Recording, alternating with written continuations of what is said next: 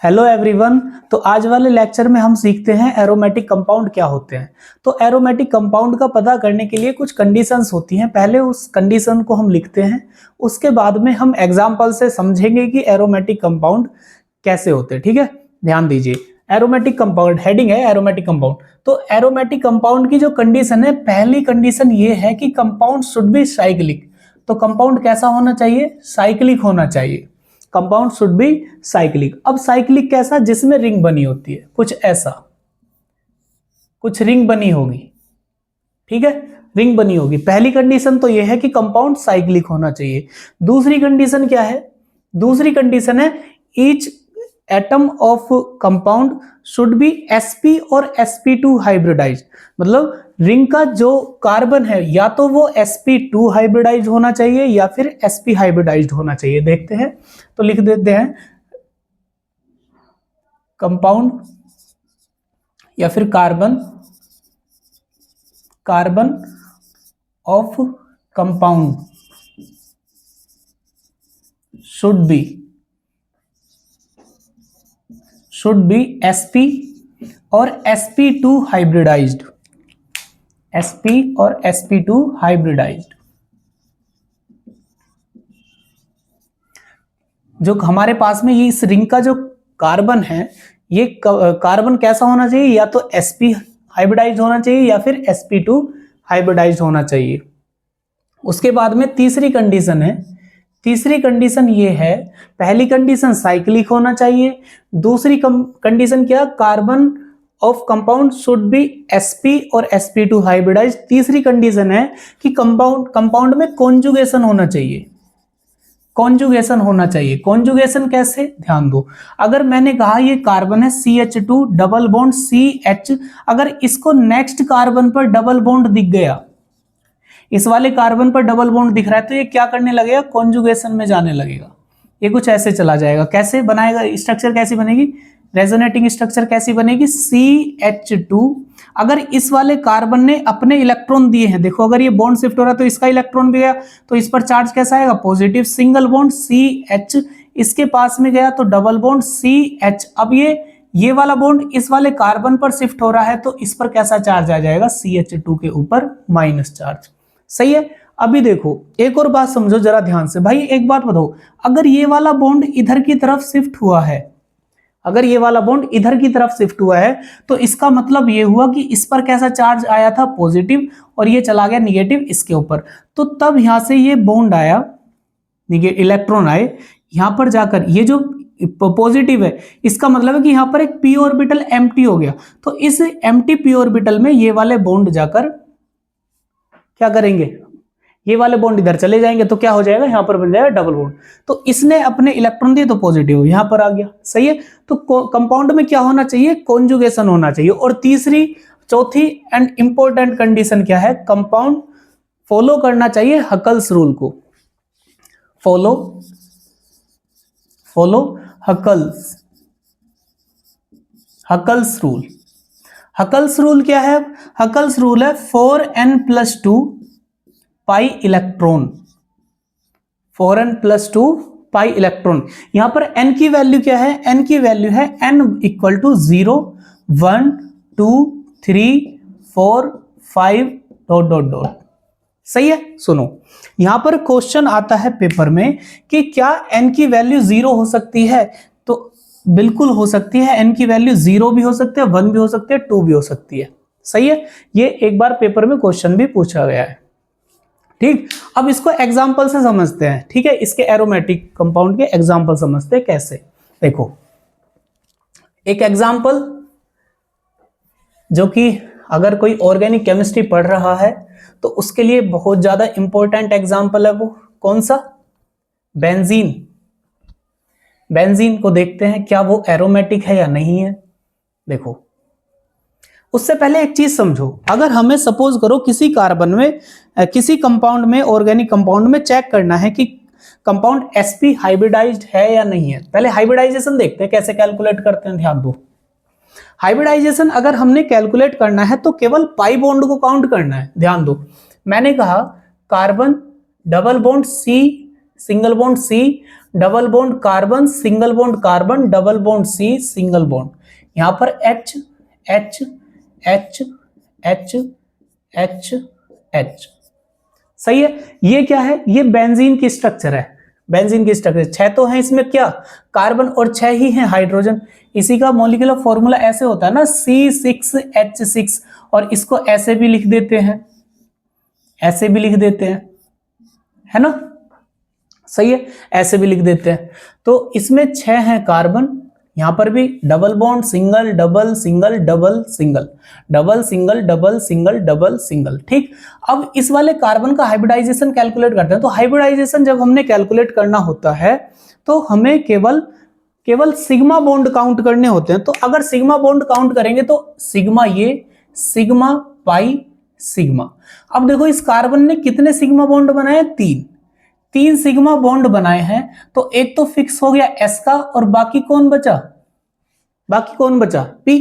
तो हाइब्रिडाइजेशन कितना हुआ, sp2, हाइब्रिडाइजेशन sp2, सही है। तो इस वाले कार्बन का हाइब्रिडाइजेशन sp2। ऐसे इसको देखते हैं सिग्मा सिग्मा सिग्मा, तो इस ये भी कितना sp2। इसको देखते हैं सिग्मा सिग्मा सिग्मा, ये भी sp2, सिग्मा सिग्मा सिग्मा, ये भी sp2, ये भी sp2, ये भी sp2, सही है। पहली कंडीशन क्या थी, कंपाउंड साइक्लिक होना चाहिए, बिल्कुल साइक्लिक है। दूसरी कंडीशन क्या है, दूसरी कंडीशन ये है कि कंपाउंड में जो कार्बन है उसका हाइब्रिडाइजेशन sp2 होना चाहिए, वो भी फॉलो कर रहा है। तीसरी कंडीशन कॉन्जुगेशन होना चाहिए। कॉन्जुगेशन के लिए क्या है, या तो डबल बॉन्ड है, पाई बॉन्ड है, अगर उसको नेक्स्ट कार्बन पर पाई सिस्टम दिख रहा है तो क्या करेगा, कॉन्जुगेशन। तो देखो यहां पर ये है डबल बॉन्ड, इसको नेक्स्ट कार्बन पर डबल बॉन्ड दिखा तो क्या, यहां पर ये बॉन्ड यहां चला जाएगा, ये इसको फिर यहां दिख गया तो ये यहां पर चला जाएगा, यहां पर चला जाएगा, ऐसा ही होगा ना। तो कंपाउंड में कॉन्जुगेशन भी है, और किसको, sp2 हाइब्रिडाइज कार्बन भी है, और साइक्लिक भी है, ठीक है। तो ये कंपाउंड दोनों सेम है। तो अब देखते हैं हकल रूल को फॉलो करके। हकल रूल क्या कहता है, 4n+2 pi electron equal to, देखो पाई इलेक्ट्रॉन काउंट करते हैं। अगर हमारे पास में कोई बॉन्ड है तो एक बॉन्ड में कितने इलेक्ट्रॉन, 1 2 इलेक्ट्रॉन। तो यहां पर पाई बॉन्ड काउंट करो, 1 2 3 पाई बॉन्ड है, तो पाई इलेक्ट्रॉन कितने हो जाएंगे, 3 दूनी 6, तो 6 पाई इलेक्ट्रॉन है। तो पाई इलेक्ट्रॉन से तो पाई इलेक्ट्रॉन खत्म, आएगा कितना, 4n+2 = 6, सही है। तो यहां से अगर 2 को इधर लेकर जाएंगे तो 4n = 6 - 2, तो 4n = 4, और n की वैल्यू कितनी आ गई, 1 आ गई, सही है। अगर n की वैल्यू 1 आ जाती है तो इसका मतलब क्या है, ये हकल रूल को फॉलो कर रहा है। तो कंपाउंड कैसा हुआ, ये जो कंपाउंड है ये कैसा है, एरोमेटिक है, एरोमेटिक है, सही है। अभी दूसरा एग्जांपल देखते हैं। दूसरा एग्जांपल क्या है, दूसरा एग्जांपल है नेफ्थलीन। नेफ्थलीन को बना देते हैं कुछ ऐसे, सही है। अब इसको देखते हैं। पहली बात तो यहां पर क्या है, कार्बन के बॉन्ड काउंट करो, 1 2 3, और चौथा लगा हुआ है हाइड्रोजन। यहां पर भी हाइड्रोजन, यहां पर भी हाइड्रोजन। यहां देखो इसको काउंट करो, इस कार्बन के बॉन्ड 1 2, इस कार्बन के 1 2 3 4, मतलब 4 बॉन्ड बन रहे हैं, इससे ज्यादा बॉन्ड ही नहीं बना सकता कार्बन। तो इसको देखते हैं, 1 2 3 4, इसके भी 4 बॉन्ड बन रहे हैं। इसको देखते हैं, इसके लिए 1 2 3, तो यहां पर H लगा हुआ है, यहां पर भी H है, ये भी H है, ये भी H है, सही है। अब देखो हम क्या करते हैं, सबसे पहले कंपाउंड का कैसा है, साइक्लिक है, एक कंडीशन फॉलो। दूसरी कंडीशन, कंपाउंड का कार्बन sp2 हाइब्रिडाइज्ड है या नहीं, चेक करते हैं।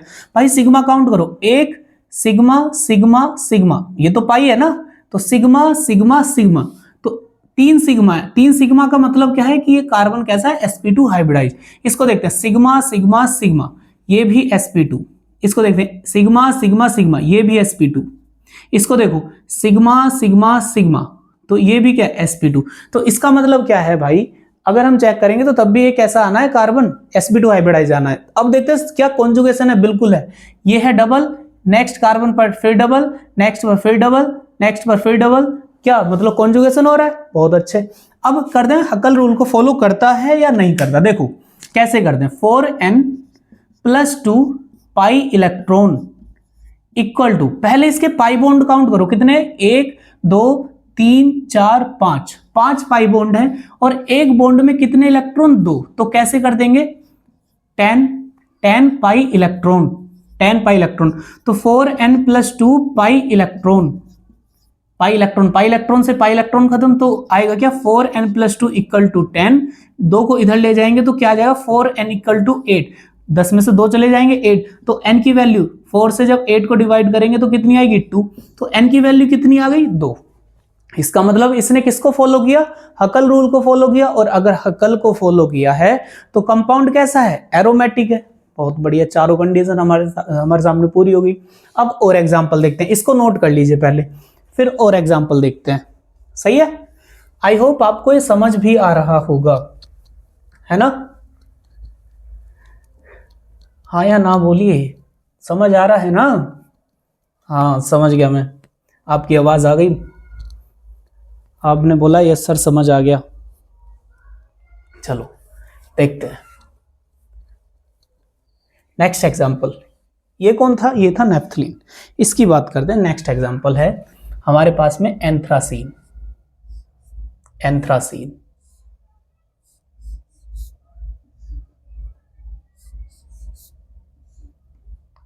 सिंगल डबल डबल डबल कुछ ऐसे। सही है? दिख रहा है ना आपको? हाँ दिख रहा है।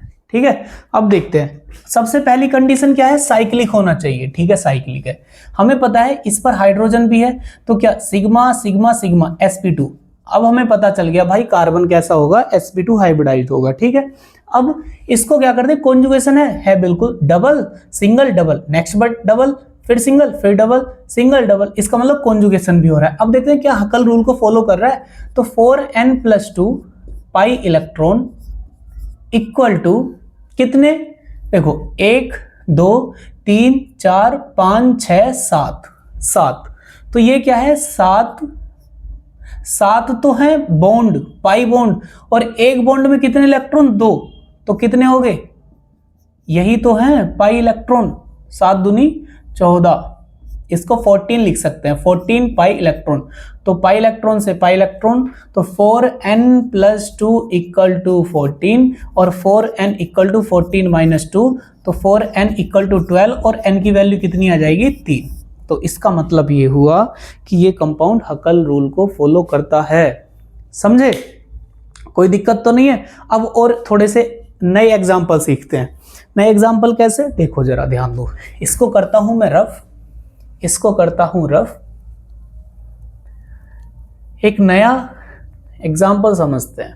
मैंने आपको लास्ट लेक्चर में पढ़ाया था, अगर आपने देखा हो, रेजोनेंस वाला, है ना? तो रेजोनेंस कब कब हो रहा था? या तो पाई बॉन्ड को नेक्स्ट एटम पर पाई दिख जाए, या फिर पाई को क्या दिख जाए? कार्बन पर पॉजिटिव चार्ज, है ना? या फिर किसी हेट्रो एटम पर लोन पेयर होता है। सही है? या फिर क्या होता है? किसी एटम पर अगर निगेटिव चार्ज है और उसको नेक्स्ट पर पाई सिस्टम दिख रहा है, तो वो क्या करने लगता है? कॉन्जुगेशन। ऐसे ही तो हो रहा था। इसका मतलब ये हुआ। एक नया एग्जांपल समझते हैं, इसको देखते हैं।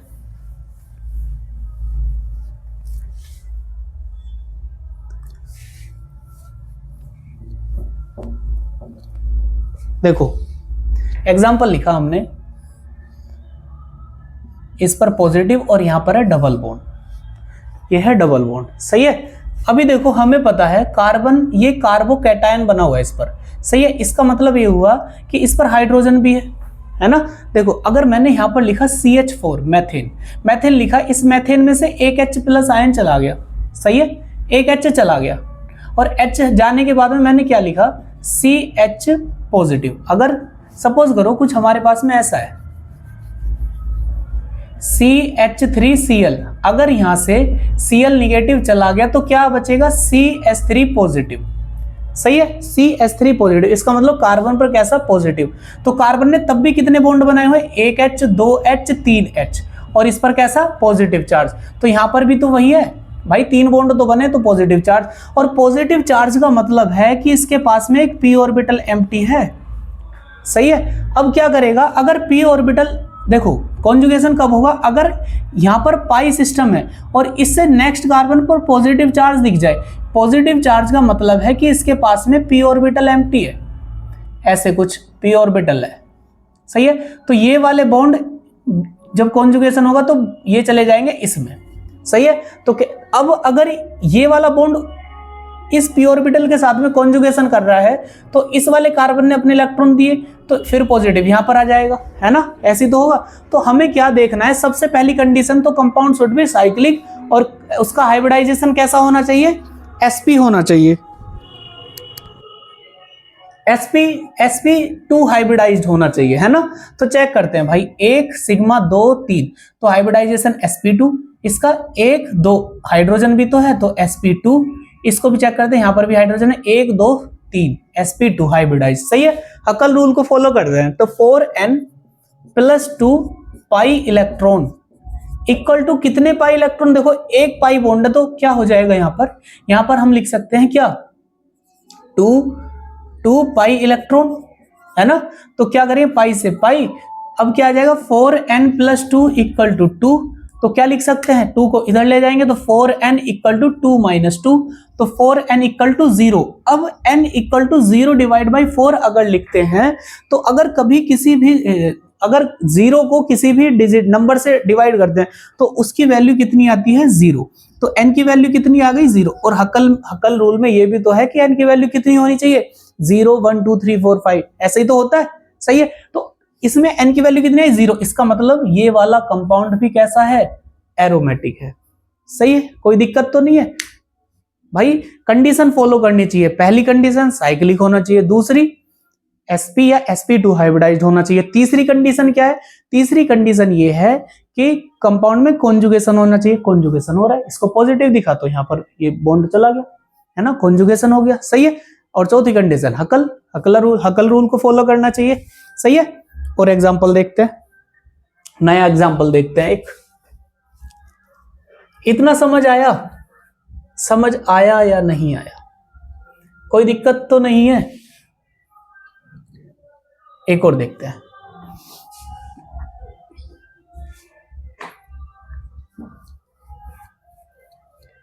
देखो मैंने कुछ 5 मेंबर्ड की कार्बन की रिंग बनाई, सही है, कुछ ऐसे, यहां पर डबल डबल और इस पर क्या है, निगेटिव चार्ज। अब ये निगेटिव चार्ज क्या करेगा, ये निगेटिव चार्ज जैसे ही इसको नेक्स्ट कार्बन पर पाई सिस्टम दिखेगा तो क्या करने लगेगा, कॉन्जुगेशन, तो ये पाई बॉन्ड यहां चला जाएगा, है ना। अगर पाई यहां चला गया तो क्या होगा, कुछ ऐसा, भाई ये यहां पर डबल आ गया, इस पर कैसा, निगेटिव, यहां पर तो पाई बॉन्ड है ही, अब भी तो ऐसा ही बन गया, है ना। इसका मतलब क्या हुआ कि कंपाउंड में कॉन्जुगेशन भी है, ठीक है। क्या कंपाउंड साइक्लिक है, बिल्कुल साइक्लिक है, रिंग बनी हुई है। अब कंपाउंड का हाइब्रिडाइजेशन कैलकुलेट करते हैं, हाइब्रिडाइजेशन कैलकुलेट करने के लिए क्या करते हैं, ध्यान दो, देखो इसकी बात करते हैं, इस पर हाइड्रोजन है ना, तो 1 2 3, तो हाइब्रिडाइजेशन कितना हुआ, sp2, सही है। इसकी बात करते हैं, इसके पास भी हाइड्रोजन है, बिल्कुल हाइड्रोजन है, तो देखो 1 2 3 तो कितना हुआ, sp2। अब इस निगेटिव चार्ज की बात करें, क्या निगेटिव चार्ज इसी के ऊपर है, नहीं है ना, निगेटिव चार्ज इसके ऊपर नहीं है, क्यों, क्योंकि जैसे ही ये यहां पर देख रहा है ना, यहां पर जो दिख रहा है इसको पाई बॉन्ड, तुरंत ये क्या करने लग रहा है, कॉन्जुगेशन में जाने लग रहा है, घूम रहा है, डिलोकलाइज्ड हो रहा है, लोकलाइज्ड नहीं है, एक जगह रुका नहीं है, डिलोकलाइज्ड हो रहा है भाई, सही है। अगर हमारे पास में कोई चार्ज डिलोकलाइज्ड है तो उसको हाइब्रिडाइजेशन में कैलकुलेट ही नहीं करेंगे, सही है। तो यहां पर क्या हुआ, देखो इसकी बात करें तो 1 2 और यहां पर कौन है, हाइड्रोजन, तो क्या आ जाएगा यहाँ पर sp2, इस पर भी क्या आ जाएगा, 1 2 3 sp2, सही है, कोई दिक्कत तो नहीं है। तो कार्बन का हाइब्रिडाइजेशन भी sp2 है, ठीक। उसके बाद में क्या, उसके बाद में फॉलो करते हैं हकल रूल को, देखते हैं फॉलो करेगा या नहीं करेगा। ध्यान दो, मैंने लिखा 4n + 2 pi electron equal to कितने पाई इलेक्ट्रॉन, जरा ध्यान दो, 1 2, ये जो निगेटिव है ना, निगेटिव जब डिलोकलाइज्ड होकर यहां पर गया तो क्या बना था, यहां पर पाई बॉन्ड बना था ना। इसका मतलब ये हुआ कि इस निगेटिव में भी क्या है, इस निगेटिव में भी क्या, 2 इलेक्ट्रॉन है ना, 2 इलेक्ट्रॉन, तो क्या कर सकते हैं हम इसको, 1 2 3, तो कितने, 3 बॉन्ड का मतलब 6 पाई इलेक्ट्रॉन। तो पाई इलेक्ट्रॉन से पाई इलेक्ट्रॉन, तो 4n+2 इक्वल टू 6, तो 4n इक्वल टू 6 माइनस 2, तो 4n इक्वल टू 4, और n की वैल्यू कितनी आ जाएगी 1। इसका मतलब क्या हुआ कि हकल रूल को फॉलो कर रहा है। तो आई होप आपको एरोमेटिसिटी समझ आया होगा। अगर आपको कोई क्वेरी है, कोई क्वेश्चन है, तो आप कमेंट करके पूछ सकते हैं। सही है, मिलते हैं आपसे नेक्स्ट लेक्चर में। तब तक अपना ख्याल रखिए, मस्त रहिए, व्यस्त रहिए और जिंदगी के आनंद उठाइए।